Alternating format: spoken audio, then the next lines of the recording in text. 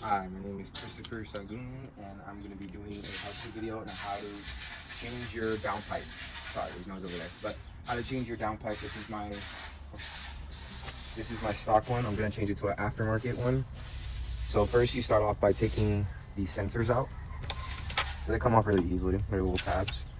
And then you're going to unscrew this bracket that's connected to this wire. These are your O2 sensors. This is out. Put it over there so we can make sure we keep track of them. Now we have two sensors we need to take out before we even try to take out the catalytic converter. So you need this one. It has a slot for the wire so you don't damage the wire. So you would slide it through it right there, get it in there, and then just do not tighten that hard, so it's just a little.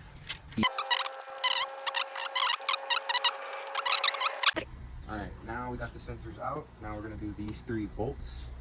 So there you go. Took off this bracket. Put that down there with the bolts right there. I really did cut myself pretty bad. And then now we're going to be focusing on these bolts. These are the ones that actually hold it into that, like the actual engine. So we're just going to break these.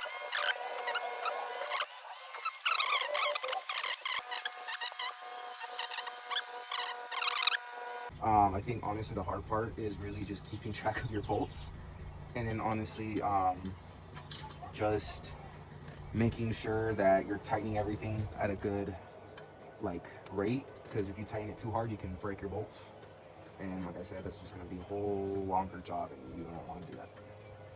So right now I'm taking the last bolts out, and then I have to take out one more screw that's going to be a little bit difficult, so I will cut. And now you can finally take out the stock catalytic converter. Okay?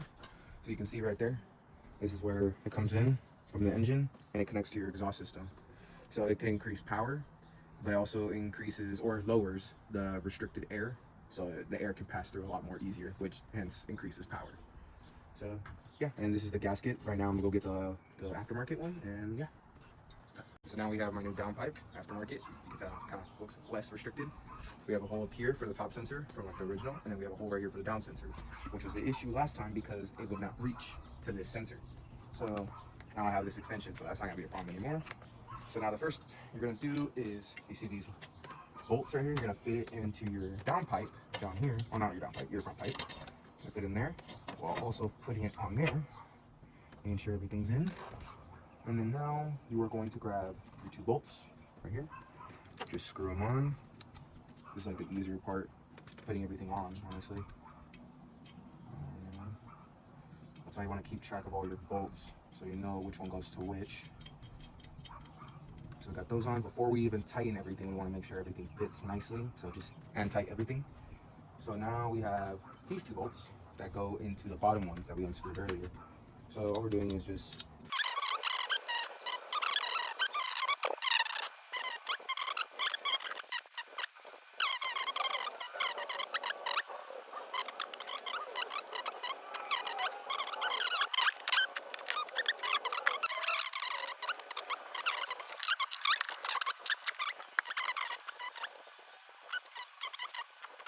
that would be for another day, because it's good the way it is. Now, we have our extension. Finally. So we're going to just plug this, we're going to plug this piece. They're called the female and male. That's what they're called, the plugins. So now we're going to plug that in. Boom. Now, it reaches. So now we can get the sensor, and it can trigger if it finds anything. So now that's in. Now I'm going to go do the undercarriage bolts, and yeah. Alright, so we adjusted everything, took a while, aligned everything up, everything's good. So now it's time for the final part, is bolting everything on.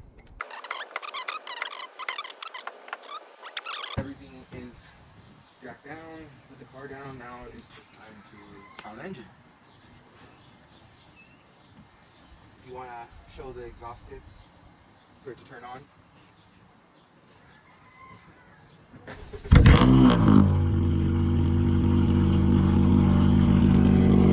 That shit is loud. So actually, I'm one of the lucky ones. No check engine light. That's how to install a downpipe, and yeah.